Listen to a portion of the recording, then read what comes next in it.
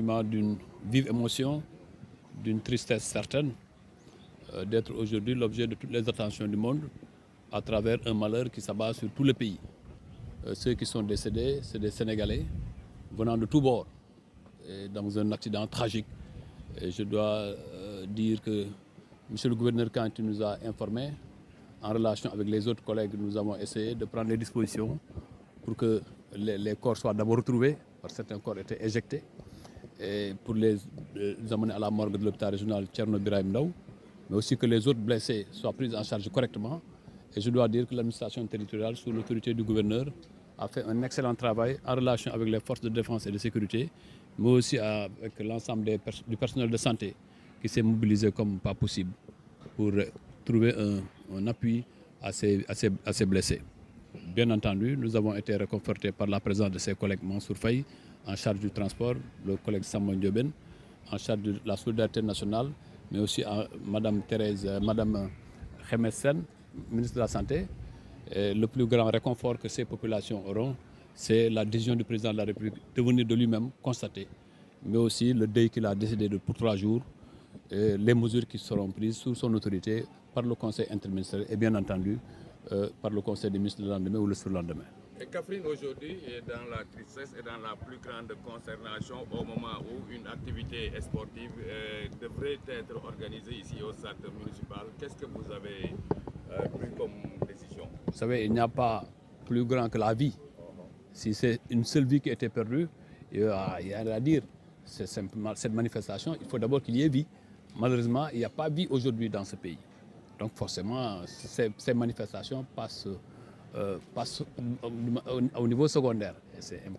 Le plus important, ce ne sont pas les manifestations. C'est aujourd'hui pour faire face à ces victimes qui sont dans nos hôpitaux, pour les aider à retrouver leur famille en bonne santé. Comme ni ko suma mag Mansour Faye ak Samuel Ndioben ka waxee rek mooy tiis bu rëy moo dal tey ci Sénégal du ci Kaffrine la dal. Kaffrine dafa nekk théâtre de la tragédie, mais ci Sénégal gépp la dal. li mosul am ci réew mi ci accident am fii. wax dëgg yàlla bëggoon nañ Kaffrine ñu ràññee ko ci leneen loolu ci accident bu toll nii waaye yàlla moo ko dogal yàlla dañ koy nangu may rafetlu bi mu amee que gouvernement bi jël na ay dispositions gouverneur ak ñi fi nekkal nag ak ñun ñi ñu ànd ak moom xool naka la ñuy def ba retrouver corps yëpp te corps yëpp retrouver nañ leen 38 sur place ak 2 bi ñu àggee hôpital ñu wuy suñu borom yeneen blessé yëpp ñu jël leen en charge ci hôpital régional Thierno Birahim Ndao mais aussi ci yeneen établissement de santé ñaari établissement de santé yu nekk ci commune de Kaffrine mu nekk une prise en charge correcte ñu am nag méttit bu rëy méttit bu nga xam ñu ngi koy bokk ak Sénégal yëpp waaye fii la ngay xamee nag luy Sénégal ak luy réew mi bi mu jotee Mansour Faye mu yore transport Samba Ndiobène mu yore solidarité nationale Khemes Sène bu yore santé ñoom ñëpp dañ ñoo oote ñu bokk tiis bi ñuy xool naka la ñuy gouvernement bi di jëlee ay jumtukaayam ci le président de la République moom itam joxe ndigal ne moom ñun ñëpp nañ ñëw mais moom itam dana ñëw déplacé wu xoolal boppam li xew ci Kaffrine xool matukaay yu ñu war a jël ba lii bu mu amati ci Kaffrine mais bu mu amati ci Sénégal gi yëpp loolu tamit ginnaaw bu mu jëlee mesure ne ñetti fan muy nekk deuil national loolu mu décidé itam nee nañu def conseil interministériel sous l'autorité du premier ministre ñu xool ñu saytu lépp lu ci xew décision ñu war a jël gouvernement bi jël ko loolu nag métti na lool waaye président wan nañu ni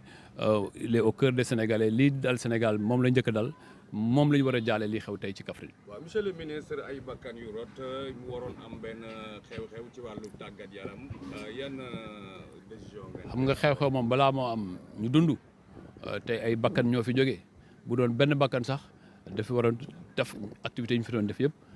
ñu dakkal ko moo tax bi ñu ko yëgee bi ñu ko gouverneur yëgalee ci guddi lañ dakkal yëpp waaw loolu tamit mu suñu devoir. parce que adduna bi tamit